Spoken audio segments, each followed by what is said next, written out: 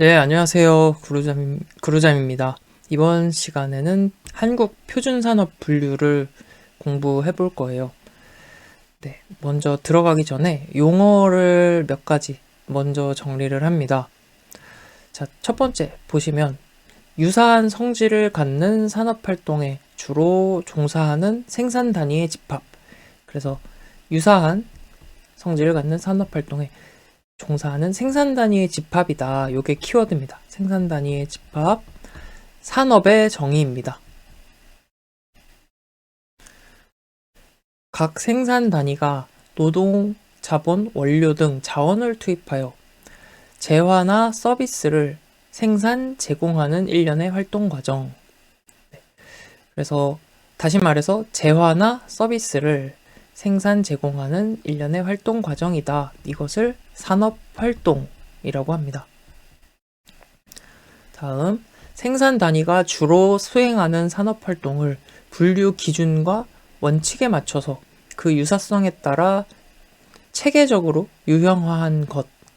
네, 이것은 산업분류의 정의입니다. 그래서 생산 단위의 집합이라는 말이 나오면 산업이고, 재화나 서비스를 생산, 제공하는 일련의 활동 과정, 산업 활동이다. 산업 활동을 이제 분류 기준 원칙에 맞춰서 유형화한 것, 산업 분류. 이렇게 세 개 정리를 해봤고요.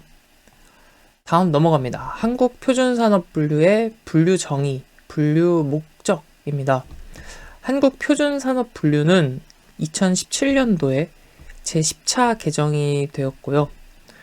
분류 정의 목적 바로 정리해 보겠습니다.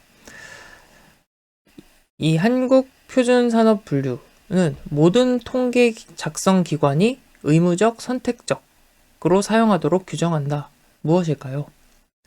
예, 의무적으로 사용하도록 규정되어 있습니다.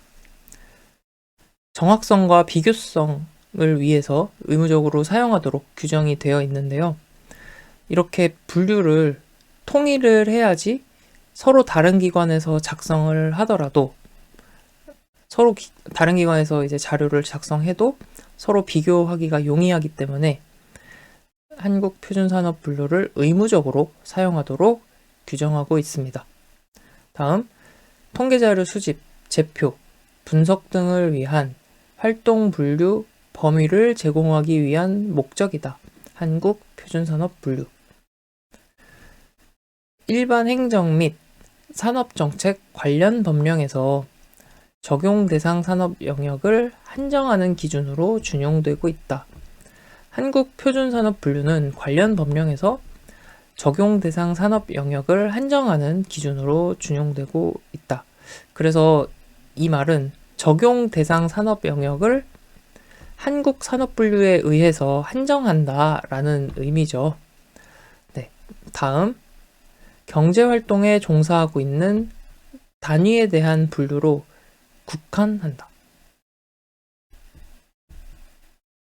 그래서 이 한국 표준산업분류의 분류 정의, 분류 목적, 오답지로 종종 나오는 내용이 취업 알선을 위한 구인구직 안내 기준이다 라고 나오는데 한국 표준산업분류는 구인구직 안내 기준과는 이제 해당 사항, 관련 사항이 없습니다. 요거 주의하시고요. 그래서 표준산업분류 기본적인 내용, 분류 정의까지 정리를 해봤습니다. 여러분들이 간단하게 혼자서 좀 정리를 해보시고요. 그 다음에 문제까지 풀어보시겠습니다. 네, 1번 문제입니다. 각 생산 주체의 산업활동에 관련된 통계자료의 수집 분석 등 각종 통계 목적에 모든 통계 작성 기관이 통일적으로 사용할 수 있도록 표준화한 것. 표준 산업 분류. 왜냐면 산업 활동에 관련된 통계 자료니까요. 표준 산업 분류에 대한 설명입니다. 2번 한국 표준 산업 분류. 분류 정의가 틀린 것은 산업이란 유사한 성질을 갖는 산업 활동에 주로 종사하는 생산 단위의 집합 산업. 다음 산업 활동이라는 것은 각 생산 단위가 자원을 투입하여 재화나 서비스를 생산 제공하는 일련의 활동 과정이다. 산업활동 범위에는 영리적, 비영리적 활동이 모두 포함되고 가정 내 가사활동도 포함된다. 가정 내 가사활동은 포함되지 않습니다. 그래서 3번이 틀린 내용이고요. 4번 선택지 이어서 보겠습니다.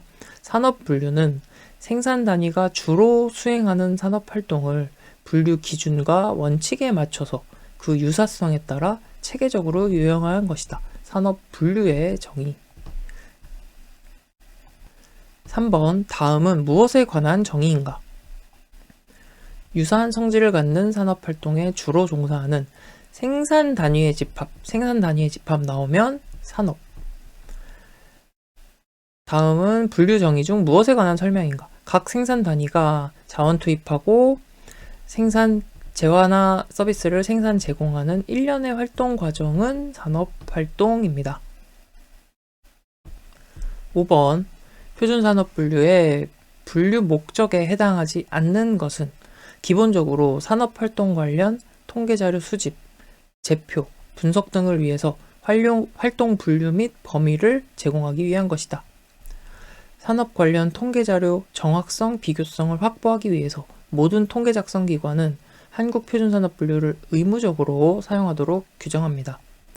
일반 행정 및 산업정책 관련 다수 법령에서 적용 대상 산업 영역을 규정하는 기준으로 준용합니다. 취업 발전을 위한 구인구직 안내 기준은 아니다. 6번 분류 목적 틀린 것은? 네. 그래서 이거는 정답이 몇 번이죠? 3번이죠. 통계법에서는 산업 통계 자료의 정확성, 비교성을 위해서 모든 통계 작성 기관이 이를 의무적으로 사용하도록 규정하고 있다라고 했습니다. 정답 3번. 한국표준산업분류의 분류 목적, 정의 공부했고요. 이어서 분류 구조 및 부호 체계 내용 정리합니다. 내용을 쭉 보면서 이해하시면 되고요. 그리고 빈칸 중심으로 암기를 하면 됩니다. 그리고 나서 문제풀이 하면서 반복하면 자연스럽게 정리가 되실 겁니다. 그래서 암기에 대해서 너무 부담 갖지 마시고 편한 마음으로 잘 이해한다는 마음으로 공부하시면 좋겠습니다. 자, 한국표준산업분류의 분류 구조는 대분류, 중분류, 소분류, 세분류, 그 다음 세세분류 이렇게 5단계로 구성됩니다. 다시 분류 구조는 대, 중, 소, 세세분류까지 5단계로 구성이 됩니다. 그리고 대분류는 알파벳 문자를 사용해요.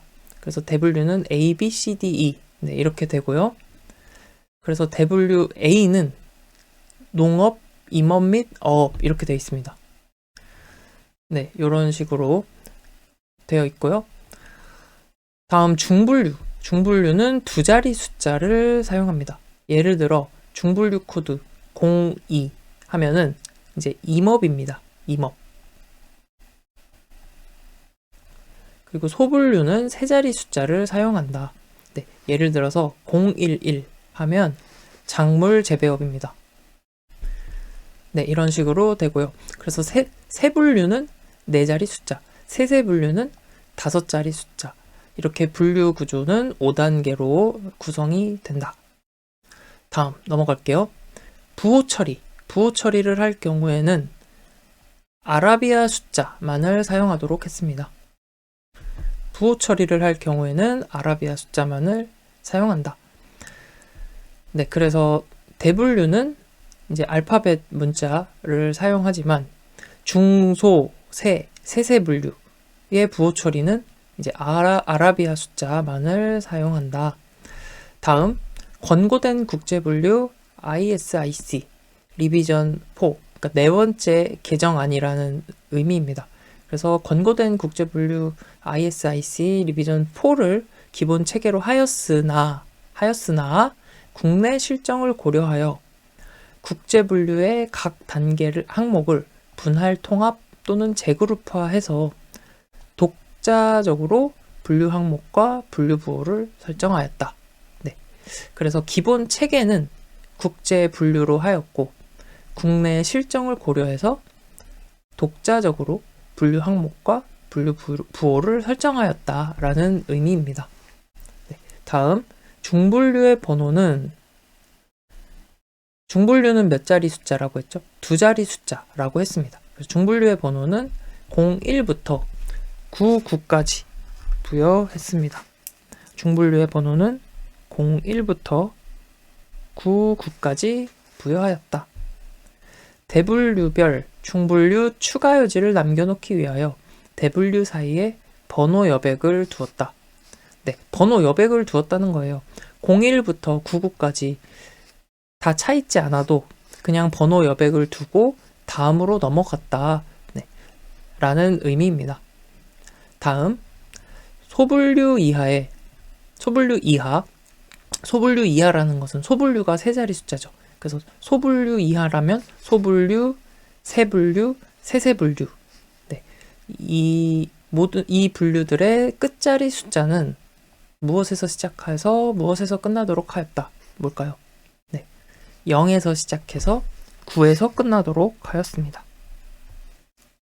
그리고 9는 기타 항목을 의미한다.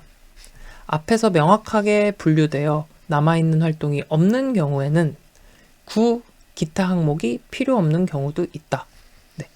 앞에서 분류가 잘 됐기 때문에 기타 항목이 없을 수도 있다라는 거고요. 또한 각 분류 단계에서 더 이상 하위 분류가 세분되지 않을 때는 0을 사용한다.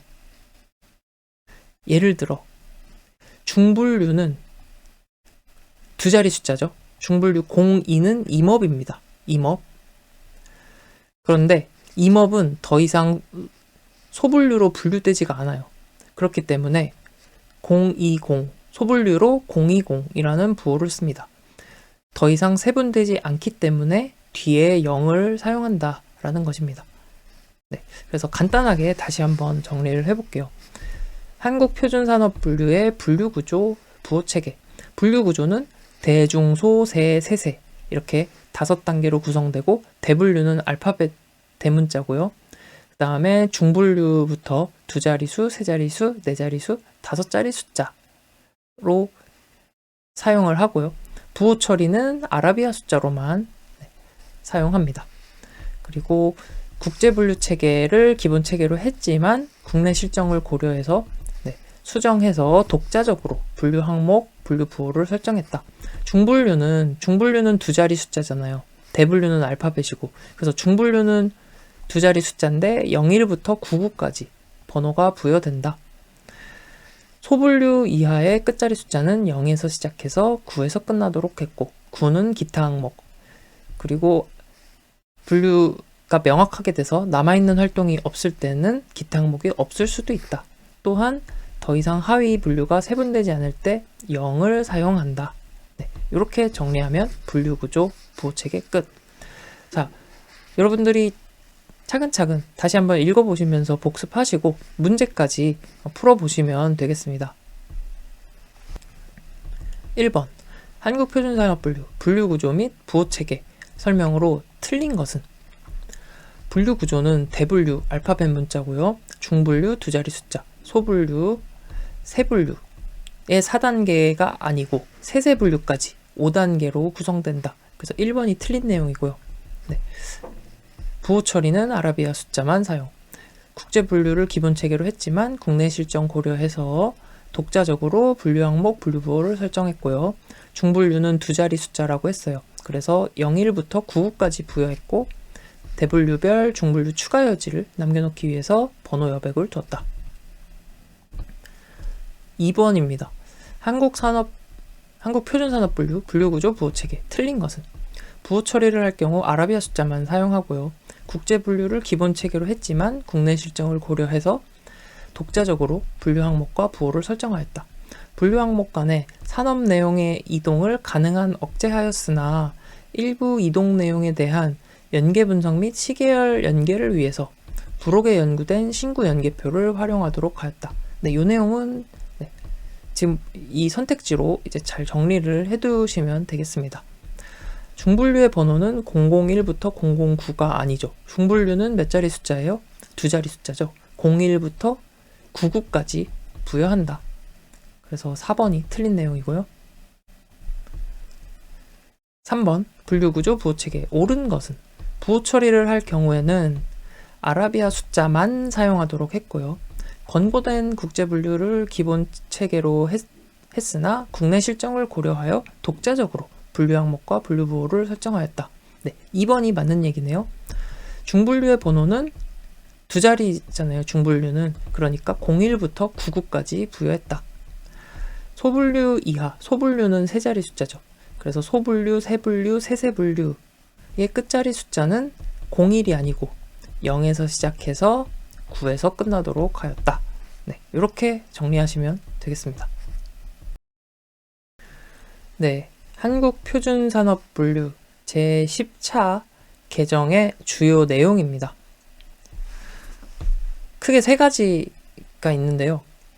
국제표준산업분류 4차 개정안 추가 반영했다. 그리고 국내 산업구조 변화 특성을 반영한 분류를 신설 및 통합했다.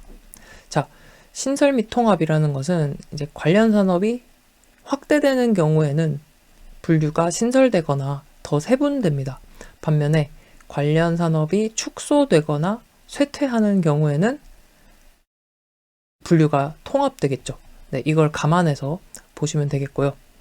그리고 관련 분류 간 연계성, 통합성, 일관성을 유지한 것이 개정의 주요 특징이다 라고 했습니다. 그래서 하나씩 한번 살펴볼게요.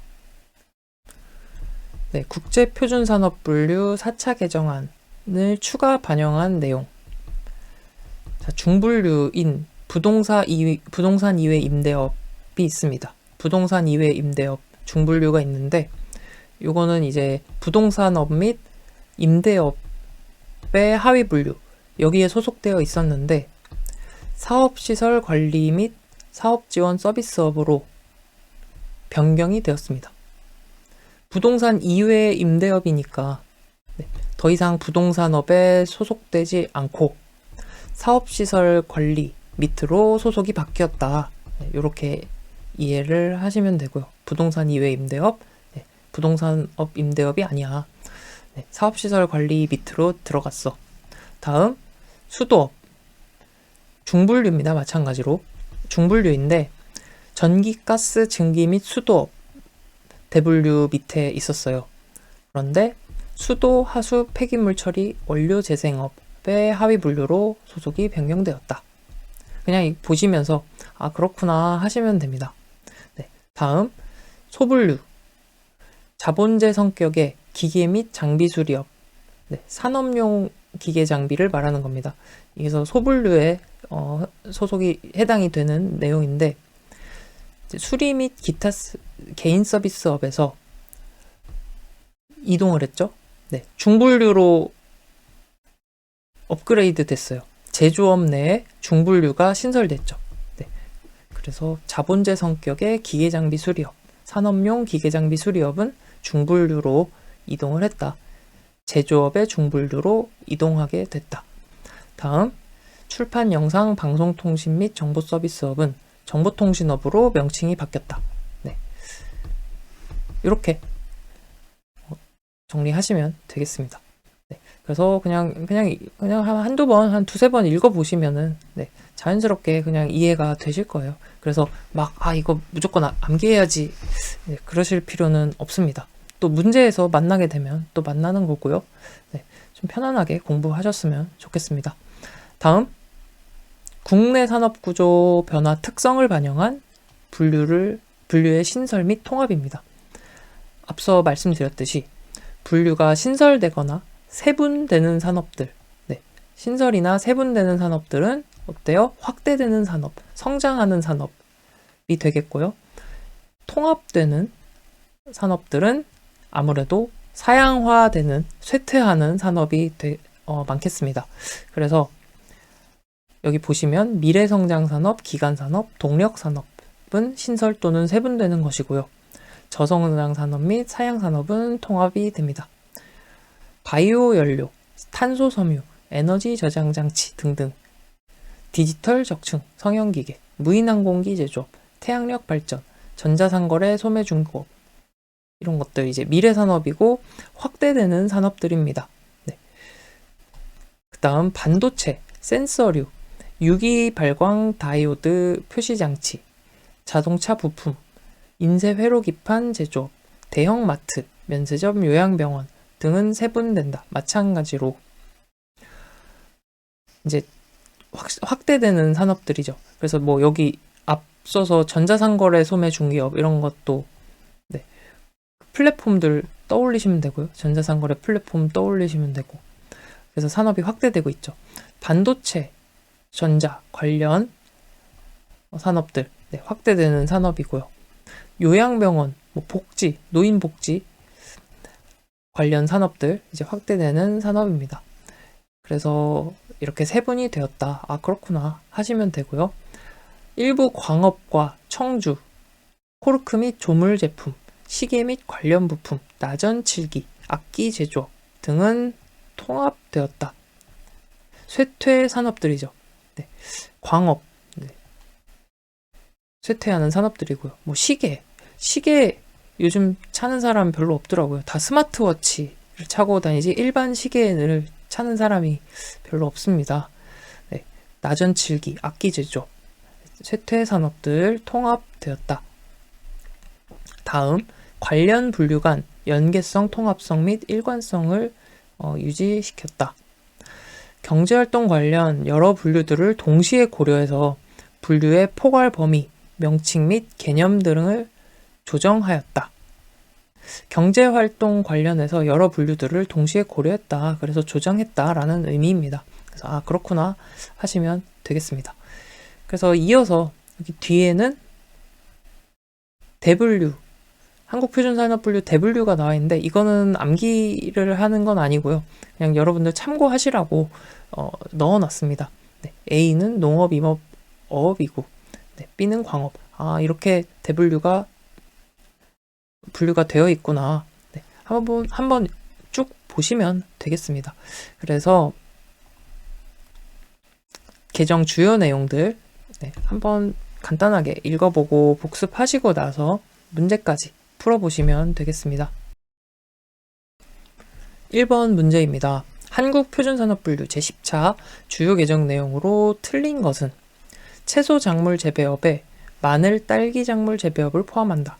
네, 요 이제 선택지를 보면서 선택지 내용도 이제 같이 정리하시면 되겠습니다. 채소 작물 재배업에 마늘, 딸기 작물 재배업을 포함한다. 네, 요것도 종종 출제되는 내용이고요. 안경 및 안경 렌즈 제조업을 의료용 기기 제조업에서 사진 장비 및 기타 광학기기 제조업으로 이동했다. 근데 요거는 이제 틀린 내용이에요. 2번이 정답인데 안경 및 안경 렌즈 제조업은 의료용 기기 제조업 하위 분류에 들어있습니다. 그래서 그렇게 이해하시면 됩니다. 의료용 기기 제조업에 포함되어 있다. 3번 산업용 기계 및 장비 수리업은 국제표준산업분류에 맞춰 수리업에서 제조업 중 중분류를 신설하여 이동하였다. 라고 했죠. 네, 맞는 내용입니다. 어업에서 해면은 해수면으로 명칭이 바뀌었고 수산 종묘는 수산 종자로 명칭이 변경되었다. 이것도 네, 종종 나오는 선택지 정리를 해두시면 되겠습니다. 그래서 정답은 2번. 2번 문제입니다.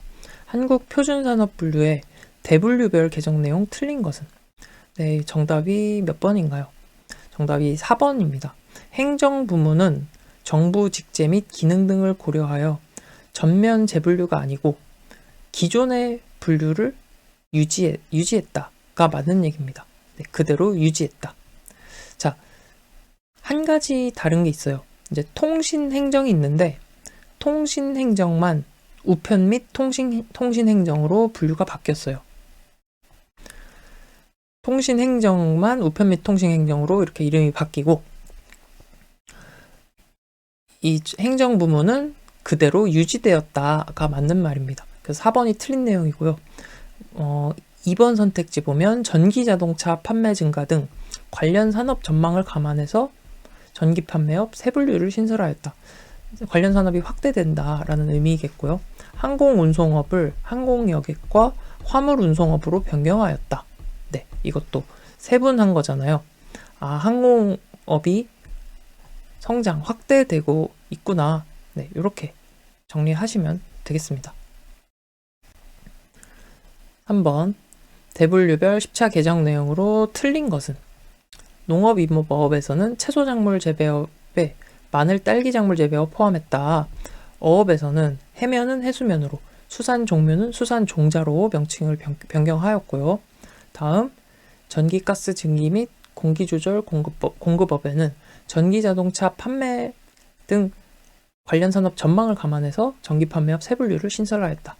운수 및 창고업, 철도 운송업을 철도 여객과 화물 운송업으로 세분하였고 항공 운송업 역시 항공 여객과 화물 운송업으로 변경하였어요. 공공행정, 국방 및 사회보장 행정 대분류입니다. 포괄 범위를 고려해서 통신행정을 우편 및 통신행정으로 변경하였다. 네, 방금 2번 문제에서 봤던 말씀드렸죠. 그리고 나머지 행정 부문은 정부 직제 및 기능을 고려해서 전면 재분류가 아니고 그대로 유지하였다. 그래서 4번이 정답입니다. 4번 네, 틀린 내용을 찾는 문제. 어업에서 해수면은 해면으로, 수산종자는 수산종묘로 바뀌었죠. 해면이 해수면으로 변경되었고 수산종묘가 수산종자로 변경되었습니다. 그래서 1번이 틀린 내용이고요. 나머지 선택지도 이제 정리를 해봅니다. 수도업은 국내 산업 연관성을 고려하고 국제 표준산업 분류에 맞춰 WE2로 이동했다. 산업 성장세를 고려해서 태양력 발전업을 신설했고요. 세 분류에서 종이, 원지, 판지, 종이 원지, 그리고 판지, 종이 상자 도매업, 면세점, 의복 소매업을 신설했다. 네, 5번 틀린 내용 찾는 문제. 여기서는 이제 1번, 3번은 우리가 방금 봤던 내용이고요. 2번 볼게요. 건설업, 전문직별 공사업에서 2종 이상의 공사 내용으로 수행하는 개량, 보수, 보강 공사를 시설물 유지관리 공사업으로 신설하였다. 그렇구나. 이것도 이해하시고요. 숙박 및 음식점업, 교육 프로그램을 중심으로 운영하는 숙박시설을 갖춘 청소년 수련시설을 교육서비스업에서 숙박 및 음식점업으로 이동하였다. 네, 요거는 약간 그냥 눈치 학상으로 봐도 이런 숙박시설을 갖춘 청소년 수련시설, 교육서비스업이 더 적합해 보이잖아요. 네, 그렇습니다. 숙박 및 음식점업에서 교육서비스업으로 이동하였습니다. 그래서 4번이 틀린 내용. 다음 6번 한국표준산업분류의 대분류에 해당하지 않는 것은 네, 요거는 뭐 대분류를 다 암기하기에는 사실 좀 무리가 있습니다. 뭐 암기하면 물론 좋죠. 물론 좋은데 우선은 대분류 문제가 요것만 있으니까 요 문제는 기억을 해두시는 게 좋겠습니다. 정답은 4번이에요. 기타 공공수리 및 개인 서비스업. 요게 대분류 S입니다. 네, 그래서 요 문제만 좀 특별히 정리를 하시면 좋겠고요. 7번 한국표준산업분류의 A 대분류 농업, 임업, 어업 분야 분류 시 유의사항 틀린 것은 구입한 농임수산물을 가공해서 특정 제품을 제조하는 경우에는 제조업으로 분류를 합니다. 네, 그렇습니다. 왜냐하면 제조가 주된 활동이니까요. 제조업으로 분류하고요. 농임수산업 관련 조합은 각각의 사업 부문별로 그 주된 활동에 따라 분류를 합니다. 농업 생산성을 높이기 위한 지도 조언 등을 수행하는 정부기관은 경영 컨설팅 업에 분류하는 것이 아니고요. 네. 공공행정, 국방 및 사회보장 행정. 대분류 5입니다. 대분류 5. 공공행정, 국방 및 사회보장 행정으로 분류를 합니다. 네, 정부기관. 다음 그래서 네, 3번이 이제 틀린 내용이고요. 수상 오락 목적의 낚시장 및 관련 시설 운영 활동은 낚시장 운영업으로 분류한다. 8번 한국표준산업분류의 대분류 중 제조업 정의에 관한 설명으로 틀린 것은? 이것도 문제 보시면서 선택지 보고 정리하시면 됩니다. 원재료에 물리적, 화학적 작용을 가하여 투입된 원재료를 성질이 다른 제품으로 전환시키는 산업활동이다. 네, 맞는 이야기입니다.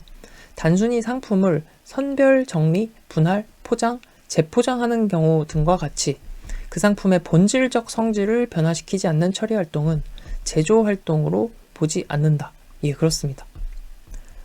제조 활동은 공장이나 가내에서 동력 기계 및 수공으로 이루어질 수 있으며 생산된 제품은 도매나 소매 형태로 판매될 수도 있다. 네, 그렇고요. 자본재로 사용되는 산업용 기계와 장비를 전문적으로 수리하는 경우는 수리업이 아니고 제조업으로 분류한다 라고 아까 했었죠. 그래서 4번이 틀린 내용입니다. 제조업으로 분류한다. 9번 다음은 어떤 산업 분류에 관한 설명인가? 작물 재배 활동과 축산 활동을 복합적으로 수행한대요. 근데 그중 한쪽의 전문화율이 66% 미만인 경우, 한쪽의 전문화율이 66% 미만인 경우에는 작물 재배와 축산 활동을 복합적으로 한다라고 해서 작물 재배 및 축산 복합 농업이라고 합니다. 그런데 만약에 작물 재배 활동이나 축산 활동이 어느 한쪽, 이 둘 중에 어느 한쪽이 66% 이상이 되는 경우에는, 즉 전문화율이 66% 이상인 경우에는 그쪽에 해당하는 명칭을 붙이게 됩니다. 예를 들어서 작물 재배 활동이 66% 이상이라면 작물 재배업이 되는 거고요. 축산 활동이 전문화율이 66% 이상이면 축산업으로 분류를 합니다. 10번 한국 표준직업 분류와 국제 표준직업 분류의 동일한 대분류 항목은? 요거는 문제를 기억을 해주시기 바랍니다. 문제통에서 사무종사자는 동일한 대분류 항목이다. 이번에는 한국표준산업분류의 통계 단위입니다. 산업활동은 크게 3가지로 구분을 하는데요. 주활동, 부차적 활동, 보조적 활동이 있습니다. 산업활동, 이렇게 3가지 활동 유형이 있다. 주활동은 부가가치가 가장 큰 활동이고요. 부차적 활동은 주활동을 제외한 생산 서비스 제공하는 활동을 부차적 활동이라고 합니다. 그리고 보조적 활동은 이러한 생산 서비스 제공 활동을 지원하는 활동이 보조적 활동. 그래서 회계라든지 운송, 판촉 활동, 이런 것들을 보조적 활동이라고 합니다. 여기 표를 보시면 통계 단위를 장소와 산업 활동에 따라 구분을 하고 있어요. 산업 활동의 구분을 살펴보면 하나 이상의 산업 활동, 단일 산업 활동 이렇게 구분을 하는데요. 자, 하나 이상의 산업 활동이라는 의미는 여기에 산업 활동 종류 중에 주 활동뿐만 아니라 부차적 활동이나 보조적 활동을 함께 영위하고 있는 경우에 하나 이상의 산업 활동이다. 이렇게 이해할 수 있습니다. 그래서 이 표에서는 통계 단위를 이제 말하고 있다라고 했는데, 통계 단위라는 것은 통계를 산출하는 기준이죠. 통계를 산출하는 기준이라는 것은 통일된 것을 말합니다. 표에서 한번 같이 볼게요. 자, 여기 단일 장소와 하나 이상의 직업활동, 산업활동, 단일 장소와 하나 이상의 산업활동이니까 여기죠. 지역 단위. 통계 단위가 지역 단위입니다. 왜냐하면 통일된 거, 단일한 것이 장소잖아요. 단일 장소. 장소가 단일, 동일하니까 장소를 기준으로 통계가 나올 수 있는 거예요. 장소가 기준이니까 통계 단위는 지역 단위가 됩니다. 마찬가지로 단일 산업 활동이랑 하나 이상의 장소일 경우에 통계 단위는 어떻게 될까요? 산업활동이 한 가지예요. 단일한 산업활동. 그러니까 통계를 낼 때 기준은 산업활동이 됩니다. 그래서 통계 단위는 산업활동 유형, 활동 유형 단위가 되는 것입니다. 예를 들어서 그루잠전자에 수원 사업장이 있다라고 할게요. 그루잠전자에 이제 수원에 사업장이 있다 라고 하면 수원 사업장에서는 이제 휴대폰을 생산하는 활동만 하고 있어요. 휴대폰 생산 활동만 한다. 그러면 이 경우는 어때요? 단일 장소에서 단일 산업 활동을 하고 있잖아요. 네. 그래서 단일 장소에서 단일 산업 활동을 하고 있는 주체 뭐예요?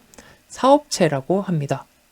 그래서 단일 장소, 단일 산업 활동의 통계 단위는 사업체 단위가 되는 것입니다.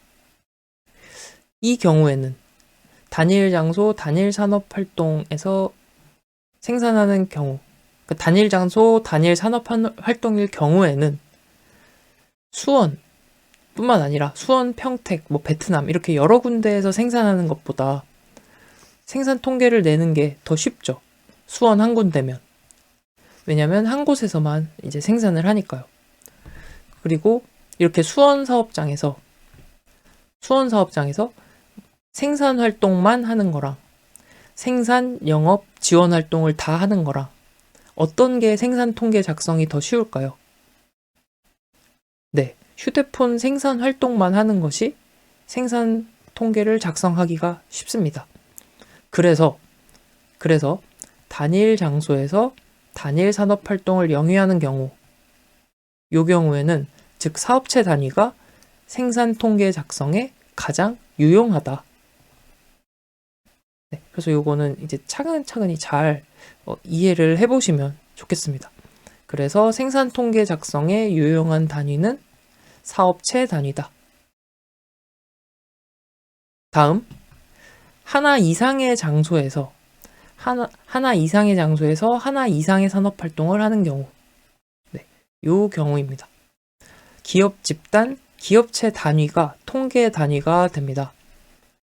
자, 한 곳에서 한 가지 산업 활동을 하는 것이 사업체라고 했고요. 이러한 사업체가 여러 개 그룹을 이루고 있는 것이 기업 집단, 기업체입니다. 예를 들어서 그루잠 그룹이 있어요. 네. 그루잠 그룹이 있는데 그루잠 그룹에서는 몇 개의 계열사가 있어요.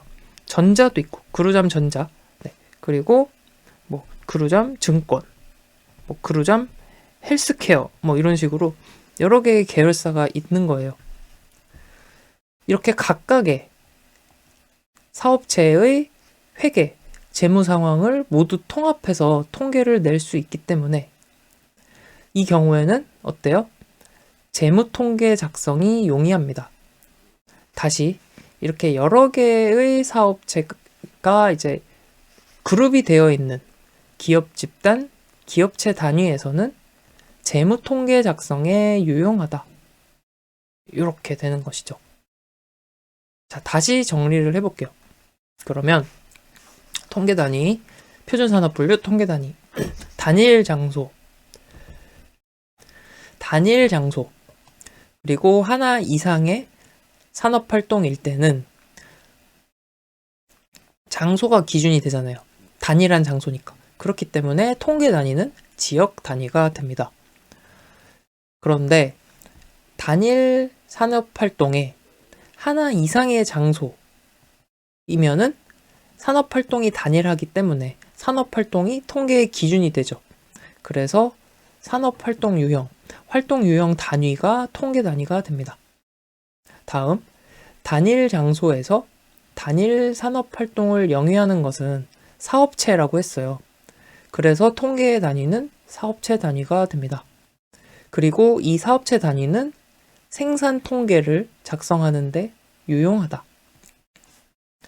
마지막, 하나 이상의 장소에서 하나 이상의 산업 활동을 영위하는 경우, 이것은 여러 사업체들이 그룹이 되어 있는 거잖아요. 묶여 있는 거잖아요. 통합되어 있는 거니까 기업체 단위, 기업 집단 단위다. 이것은 재무통계 작성에 유리하다, 유용하다. 네, 이렇게 정리를 했습니다. 그래서 이 표를 결국에는 암기를 하시는 건데 이렇게 하나씩 따져보면서 이해를 할 수 있으면 무조건 암기를 하지 않아도 충분히 잘 정리를 할 수 있겠습니다. 여러분들이 지금 내용을 차근차근 곱씹어 보면서 스스로 한번 정리를 해보시고요. 문제까지 풀어보신 다음에 같이 확인해 보겠습니다. 1번 문제부터 볼게요. 한국표준산업분류상 통계 단위 중 하나로 재화 및 서비스를 생산하는 법적, 제도적 단위. 요거라고 하면 이제 사업체인데 이 사업체의 최소 결합체라고 하니까 기업체, 기업 집단이 되겠죠. 그래서 재무 관련 통계 작성에 가장 유용하다. 기업체. 기업들이 이제 묶여있는 기업체를 말하는 것이고요. 2번. 한국표준산업분류에서 하나 이상의 장소에서 이루어지는 단일 산업활동. 하나 이상 장소인데 단일 산업활동. 기준은 산업활동이 된다. 그래서 활동 유형 단위. 다음 3번. 괄호 안에 알맞은 것. 괄호. 단일 산업활동 하나 이상 장소. 그러면 단일한 것. 산업활동이 기준이 돼야죠. 그래서 활동 유형 단위. 4번. 괄호 안에 알맞은 것은 우선 단일 장소, 단일 산업활동이죠. 어때요? 그루잠전자, 수원사업장을 떠올리시면 어때요? 사업체 단위죠. 니은은 사업체 단위. 그리고 기억은 하나 이상의 산업활동, 하나 이상의 장소. 사업체가 그룹이 된 거죠. 기업체 단위, 기업 집단. 그래서 정답은 4번. 한국표준산업분류상 단일 장소에서 이루어지는 단일 산업활동, 단일 장소, 단일 산업활동. 수원에서 휴대폰 생산만 해요. 그루잠전자, 사업체 단위입니다. 네, 이어서 한국표준산업분류 분류 기준입니다. 네, 이 부분도 같이 공부하면서 이해만 하시고요. 이 빈칸들 중심으로 암기를 해주세요. 그래서 공부하고 내용 정리하고 문제 풀면서 반복이 되니까 차근차근 공부해 보겠습니다. 자, 한국표준산업분류의 분류 기준. 생산 단위가 수행하고 있는 산업활동을 그 유사성에 따라서 유형화하는 것이라고 했어요.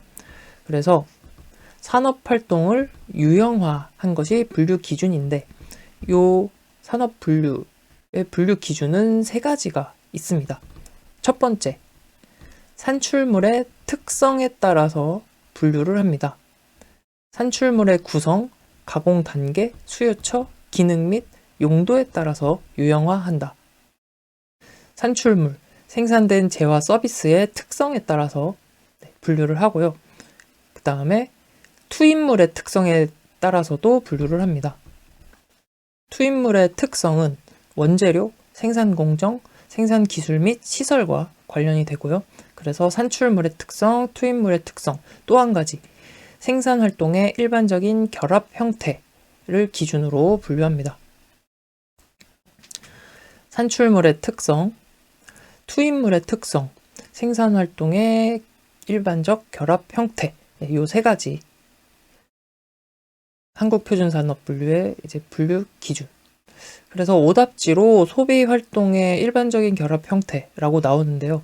표준산업분류는 일단 소비 활동이 아니고 생산 활동에 초점이 맞춰져 있잖아요. 네, 이렇게 정리하시면 되겠습니다. 분류 기준 간단히 정리했습니다. 이 3가지 기억하시면 되고요. 다음 적용 원칙입니다. 적용 원칙은 아주 빈번하게 거의 매번 출제가 된다라고 보셔도 무방합니다. 그래서 반드시 이제 정리를 해야 하는 내용인데요.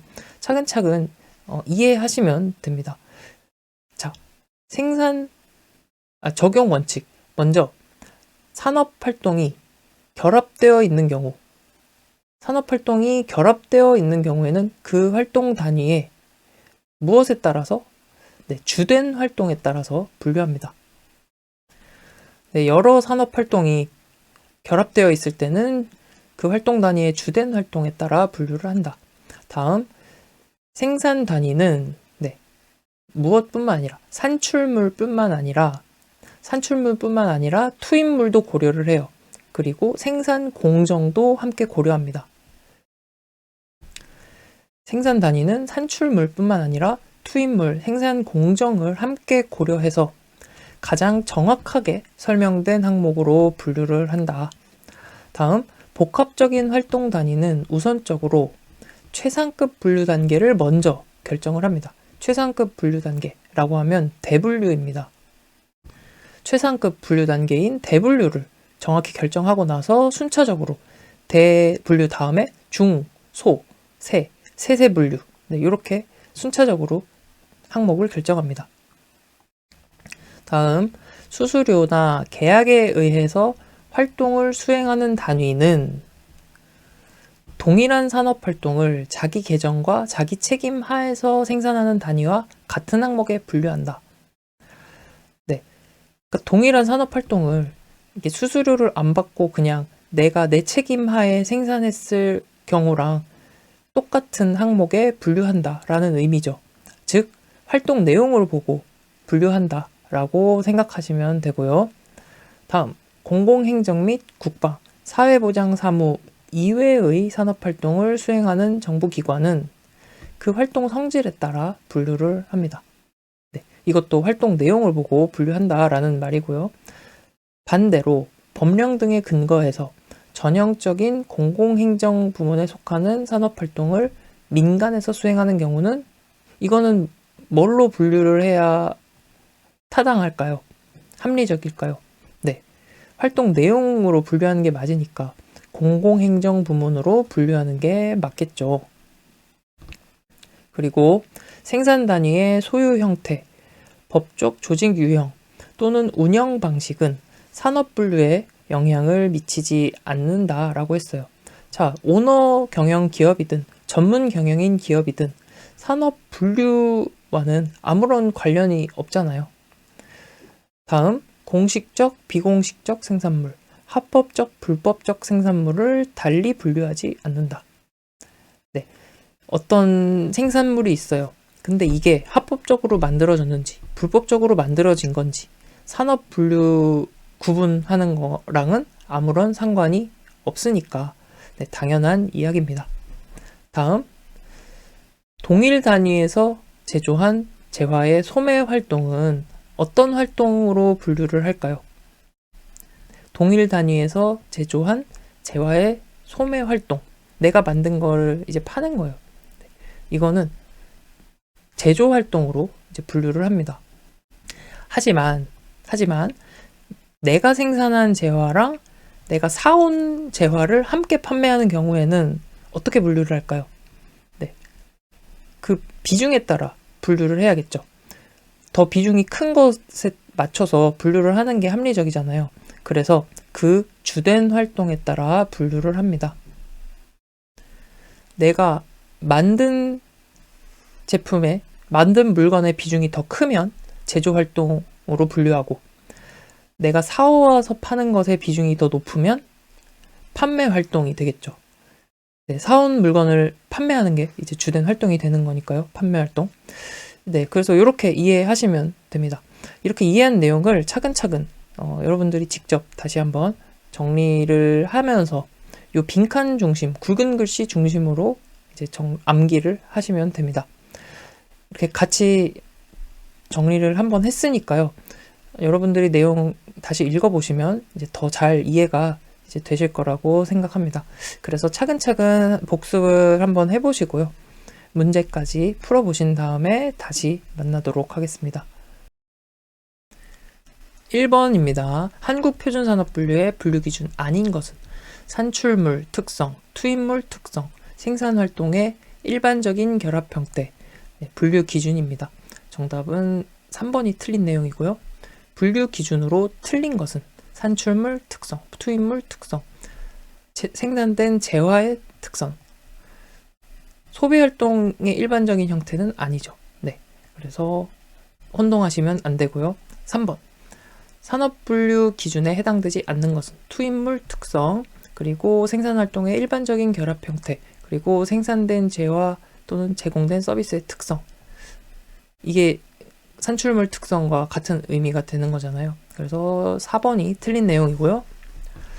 산업분류 적용 원칙 틀린 것은 자본재로 주로 사용되는 산업용 기계 및 장비의 전문적인 수리 활동은 뭐라고 했어요? 제조업으로 분류한다 라고 했습니다. 그래서 수리업으로 분류하는 게 아니다. 제조업의 중분류로 이동했다 라고 했었죠. 1번이 이제 틀린 내용입니다.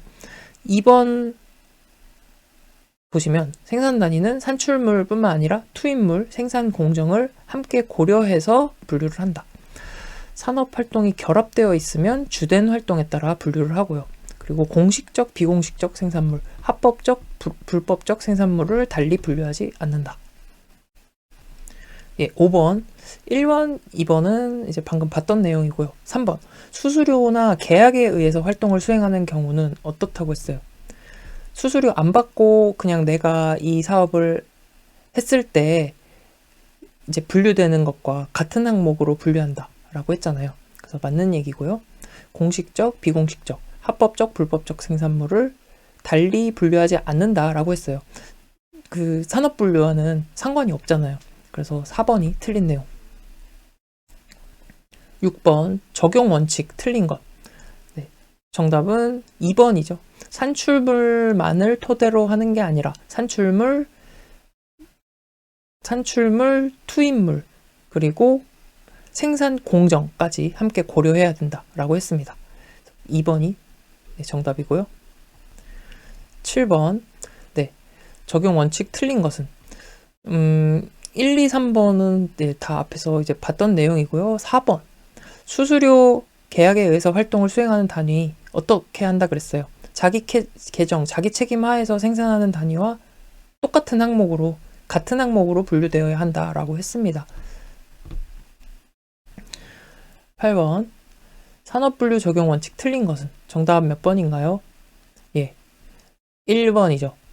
투입물과 생산 공정을 제외한 게 아니라 투입물, 산출물, 생산 공정 모두 같이 고려해야 되잖아요. 그래서 1번이 틀렸고요. 9번 적용 원칙 틀린 것은 정답은 몇 번이에요? 정답은 3번이죠. 공식적, 비공식적, 합법적, 불법적 생산물을 달리 분류하지 않는다. 왜냐하면 이거는 산업 분류와는 상관이 없기 때문에, 관련이 없기 때문에 그렇죠. 10번 적용 원칙 틀린 것은 10번 정답은 몇 번이에요? 4번입니다. 계약, 수수료 또는 계약에 의해서 활동 수행하는 단위는 자기 계정, 자기 책임 하에서 생산하는 단위와 같은 항목으로 분류가 되어야 한다. 정답 4번. 11번 산업분류 적용 원칙 틀린 것은 이거는 좀 같이 읽어볼게요. 산업은 유사한 성질을 갖는 산업활동에 주로 종사하는 생산 단위의 집합이다. 산업. 각 생산 단위가 자원을 투입하고 재화 서비스를 생산 제공하는 일련의 활동 과정 산업활동. 맞는 이야기입니다. 산업활동 범위에는 가정 내 가사활동은 포함되지 않습니다. 3번이 틀린 내용이고요.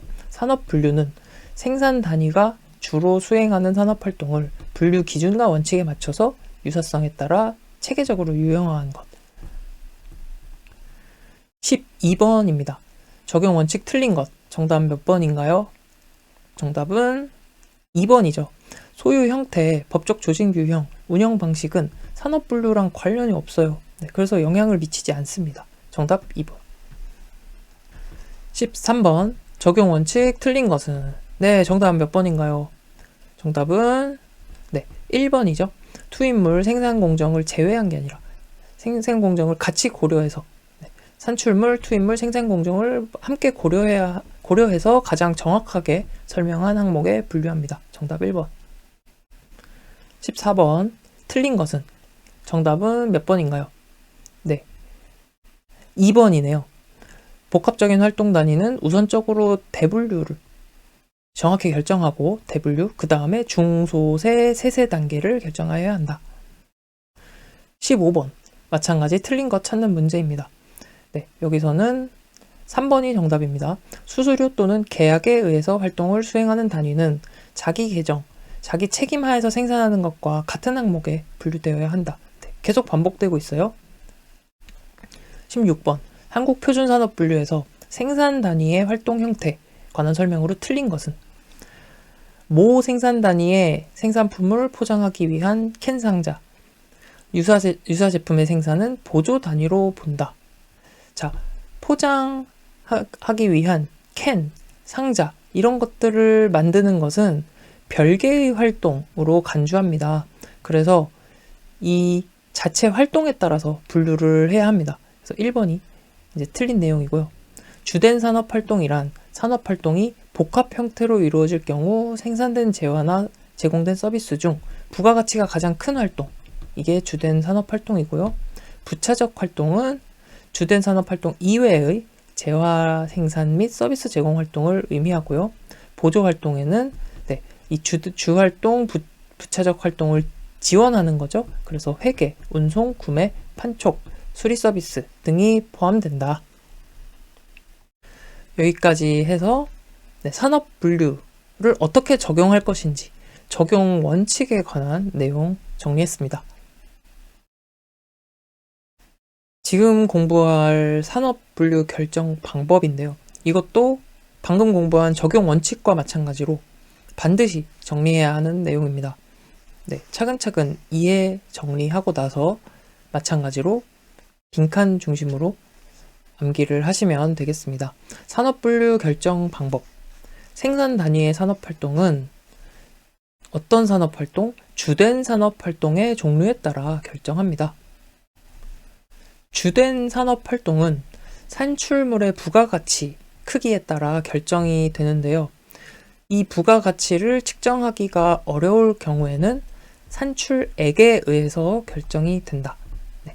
그런데 이 원칙이 적절하지 않은 경우에는 해당 활동의 종업원수, 노동시간, 임금 및 급여액, 설비 정도 등에 의해서 고려해서 결정을 하게 된다. 그래서 여기까지 다시 한번 정리해보면 주된 산업활동의 종류에 따라 산업분류가 결정되고 주된 산업활동은 산출물의 부가가치로 결정이 되는데 부가가치 측정이 어려우면 산출액으로 결정한다. 근데 이 원칙이 적절하지 않은 경우에는 해당 활동의 종업원 수, 노동시간, 임금, 설비 정도 등을 고려해서 결정을 한다. 다음, 공공행정 및 국방, 사무보장 사무를 제외한 다른 산업활동을 수행하는 정부기관은 그 활동의 성질에 따라 분류를 한다라고 했었죠. 계절에 따라 정기적으로 산업활동을 달리하는 사업체, 어떻게 할까요? 계절에 따라 산업활동을 달리하는 정기적으로. 이런 경우에는 조사 대상 기간 중에 산출액이 많았던 활동으로 결정합니다. 조사 대상 기간 중에 산출액이 많았던 활동으로 결정한다. 다음, 휴업이나 자산 청산 중인 사업체. 어떻게 결정할까요? 그래서 좀 합리적으로, 상식적으로 생각해보면 휴업 중이면 영업 중일 때의 산업 활동을 고려하는 거고요. 자산 청산 중인 사업체는 청산 이전 산업 활동에 의해 결정을 하는 것이 합당하겠죠. 그리고 설립 중인 사업체는 설립 후 개시하게 되는 산업 활동에 의해 분류하는 것이 맞고요. 다음, 단일 사업체의 보조 단위는 이걸로 포함을 한다. 단일 사업체의 보조 단위는 무엇으로 포함할까요? 자, 그루잠전자 다시 나왔습니다. 그루잠전자. 좀 적어볼까요? 네. 그루잠전자 단일 사업체잖아요. 단일 사업체, 그리고 단일 사업체의 보조 단위라고 하면 그루잠전자의 회계, 구매, 영업 이렇게 보조 단위가 있습니다. 그러면 이거는 어디에 포함될까요? 1개 부서로 포함이 되죠. 회계팀, 구매 부서, 이런 식으로. 그래서 단일 사업체의 보조 단위는 1개 부서로 포함한다. 그리고 여러 사업체를 관리하는 중앙보조단위, 본부, 본사죠. 이거는 어떻게 처리한다? 자, 여러 사업체를 관리하는 중앙보조단위. 자, 그루잠전자 위에 주식회사 그루잠이 있습니다. 네, 지주회사죠. 본사입니다. 주식회사 그루잠. 그리고 여기에 뭐 그루잠 증권도 있고 그루잠 헬스케어도 있고 뭐 이렇게 있는 겁니다. 그래서 이 그루잠 본사는 별도의 사업체잖아요. 네, 그래서 별도의 사업체로 처리한다. 이렇게 이해하시면 되는 내용입니다. 그래서 잠깐 영상을 멈추시고 여러분들 스스로 한번 정리를 해보시고요. 문제까지 다 풀어보시면 되겠습니다. 근데 이게 잠깐만요. 하나 빼먹은 내용을 언급을 하고 넘어가는 게 좋을 것 같아요. 자, 여기 계절에 따라 정기적으로 산업활동을 달리 하는 사업체의 경우 조사 대상 기간 중 산출액이 많았던 활동에 의해 결정된다 라고 했어요. 그래서 여기서 한 가지 메모 해두시면 좋을 것 같은 게 조사 시점에 경영하는 사업과는 무관하다는 것. 네, 요거는 기억을 해두시면 좋겠습니다. 문제에 좀 자주 언급이 돼요. 조사 시점에 경영하는 사업과는 무관하게 조사 대상 기간 중에 산출액이 많았던 활동으로 결정을 하는 거예요. 네, 그래서 조사 시점에 경영하는 사업은 관련이 없다라는 것 유의해서 네, 정리해 주시면 되겠습니다. 그럼 문제 풀어보시고 그 전에 내용부터 좀 복습해 보시고 문제 풀어보시고 다시 만나겠습니다. 1번 문제 한국표준산업분류에서 통계단위 산업방법 결정에 관한 설명 틀린 것은 생산단위의 산업활동은 그 생산단위가 수행하는 주된 산업활동 종류에 따라 결정되고요. 단일 사업체, 그루잠전자입니다. 그루잠전자의 보조단위는 1개 부서죠. 회계 부서, 구매 부서.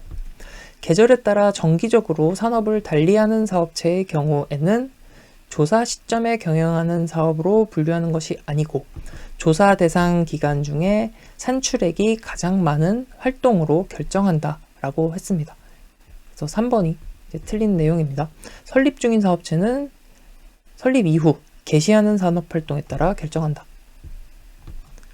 2번 통계단위 산업결정 설명으로 틀린 것은 부차적 산업활동은 주된 산업활동 이외의 재화생산 및 서비스 제공 활동을 말한다. 그렇죠. 주된 산업활동과 부차적 산업활동은 보조활동의 지원 없이 수행될 수 없죠. 네, 보조활동의 지원이 있어야 합니다. 네.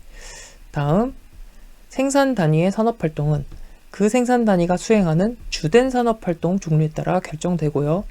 모 생산 단위에서 사용되는 재화나 서비스를 보조적으로 생산하더라도 그 생산되는 재화나 서비스의 대부분을 다른 사업체에 판매하는 경우 별개의 활동으로 간주하여 그 자체 활동에 따라 분류하여야 한다.